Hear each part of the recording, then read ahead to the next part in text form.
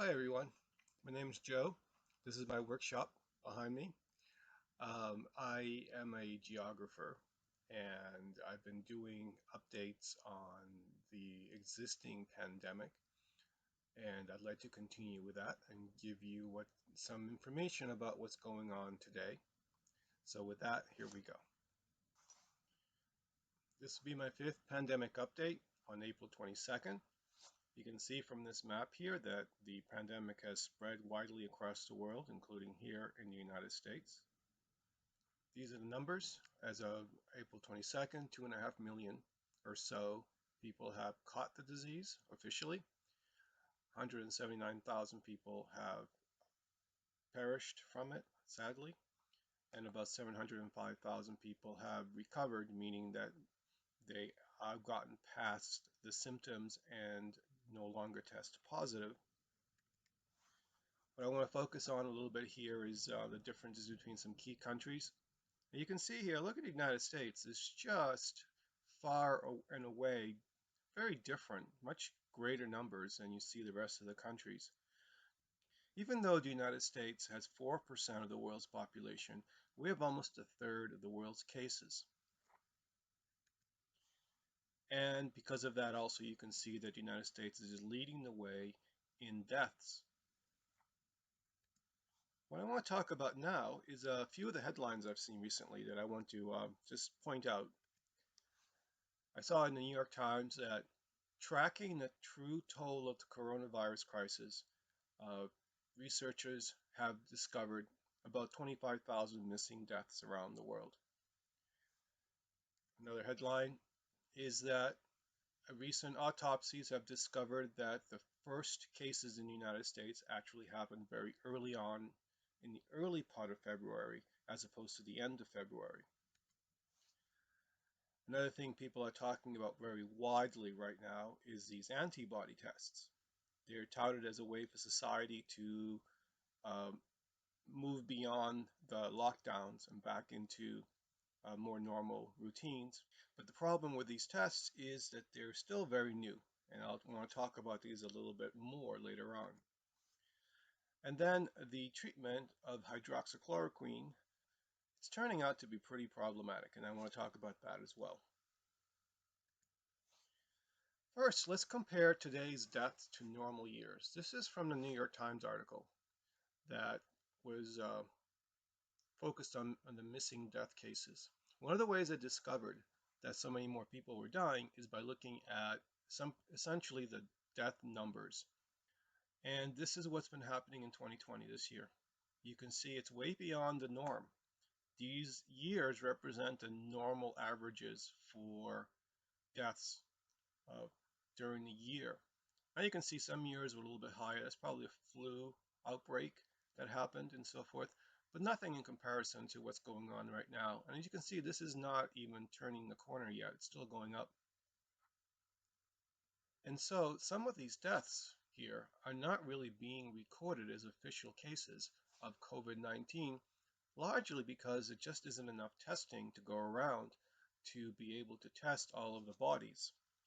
In the United States, what you see is this linear progression that turns into a bit of a exponential curve here and begins to level off and go up in a straight line. So there's a couple of things here. First of all, you can see that there's, for a while when the epidemic started, not much happened.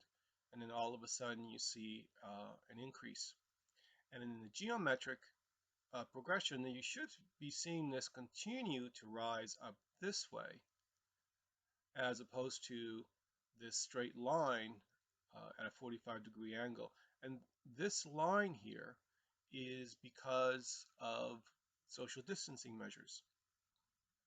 Now, the autopsy findings show that the first deaths really occurred in the early part of February.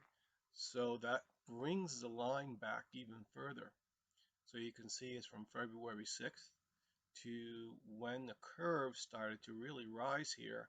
We're talking about 6 or 7 weeks before the epidemic actually began to show its fury and really start to kill people. It really percolated for a long time. The timing is critical.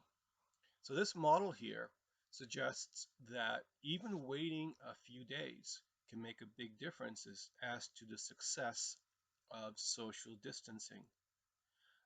Because what happens is that the pandemic builds very, very slowly.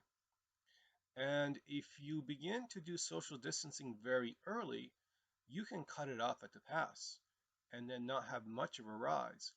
If you wait until the curve begins to show, then the more you wait, the more difficult it's going to be to get this curve down.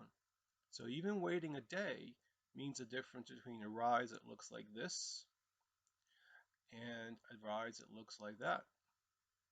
And that equates to 40% more cases just by waiting just a single day to enact social distancing.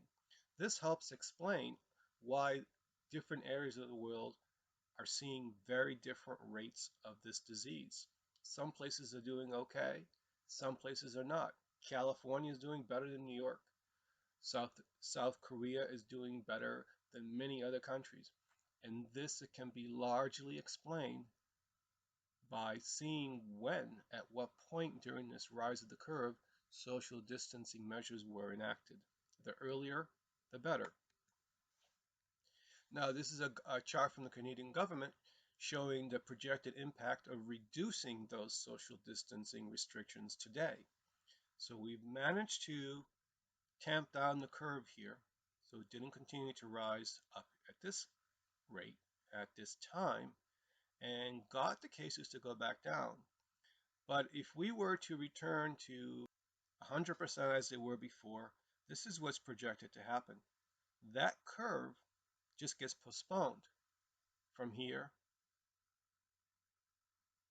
to here. So 80% of normal. But you're still doing some social restrictions, but not too many. Then you're still going to get a quiet and extreme rise of cases. You have to get it way down to about 60% or more before you start to see a real fall of cases. Now, even with 60%, you're going to have deaths, as you can see here. There's a number of people are going to die. This is going to accumulate into a lot of deaths.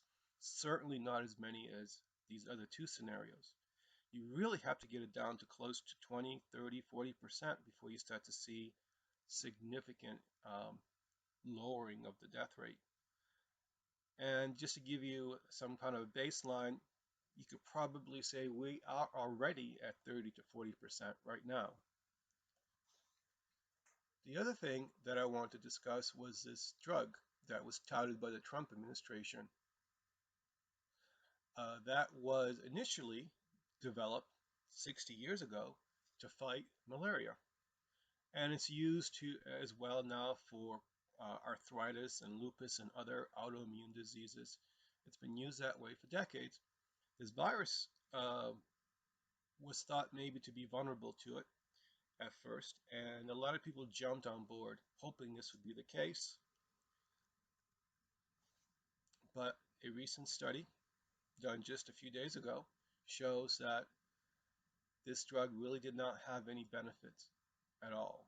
And in fact, the people in the study who took the drug actually died at a significantly higher death rate than the people in the study that did not take the drug. It's really easy to jump on the bandwagon, to want to have hope, and to see any of these reports of successful drugs and brand new tests as a way out of this crisis that we're in. We want to see things improve, but at the same time, what we need to be careful of is that we base our hopes on something real. And the only way to know if something is real is to wait, be patient, and see if the science bears it out. Any particular drug treatment needs to be tested carefully and systematically in a scientific way. Any particular testing procedure has to be verified. If these tests don't have high accuracy rates, they will not be able to tell us what we need to know. In fact, it can mislead us into believing the wrong conclusions about how bad this virus is, where it's going, and most importantly of all, what we need to do to to fight it. And if we get the wrong impression, the wrong data, we could make the wrong decisions.